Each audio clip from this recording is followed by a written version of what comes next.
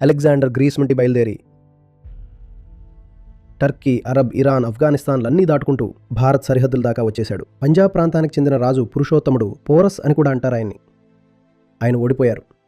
ఎందుకంటే ఆయన రాజ్యం చాలా చిన్నది. అలెగ్జాండర్ ఏమో ప్రపంచ విజేత, గ్రేట్ అలెగ్జాండర్. అంత పెద్ద సైన్యాన్ని పురుషోత్తముడు చిన్న సైన్యం మస్తుగా బదులిచ్చింది. ఆయన్ని బంధించి అలెగ్జాండర్ ముందు నిలబెట్టారు. అలెగ్జాండర్ ఏమనుకున్నాడంటే వీడు తన ప్రాణాల కోసం బిచ్చవడుగుతాడు అని. ఎందుకంటే అలెగ్జాండర్ నేరుగా ఖతం చేసేవాడు. ఒకరిని పట్టుకొని మళ్ళీ వదిలేయటం అలెగ్జాండర్ అలవాటు కాదు, అస్సలు కాదు. అలెగ్జాండర్కు ఒక అలవాటు ఉండేది. జనం తన కాళ్ళ మీద పడి మన్నించు మన్నించు, అంతా తీసుకో, మమ్మల్ని వదిలేయ్ అని ఏడవడం చూడటం. పురుషోత్తముడిని తీసుకొచ్చారు. అలెగ్జాండర్ చిరునవ్వుతో అడిగాడు, మరి చెప్పు, నీతో ఎలా ప్రవర్తించాలి?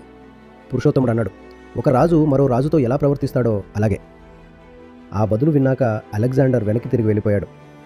అలెగ్జాండర్ అన్నాడు, దయ అంటే అది బలహీనత. నేనింకా భారత సరిహద్దులోనే ఉన్నాను, ఇప్పుడే మొదలైంది.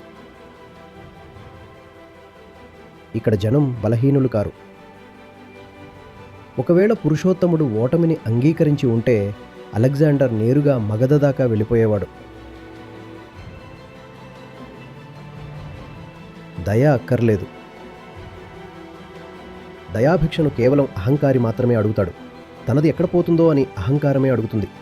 తలెత్తుకుని నిలబడేవాడికి కోల్పోతానేమో అన్న భయం ఉండదు. అలెగ్జాండర్కు విషయం అర్థమైంది. అతను అన్నాడు, ఇక్కడ తలపట్టం సరికాదు,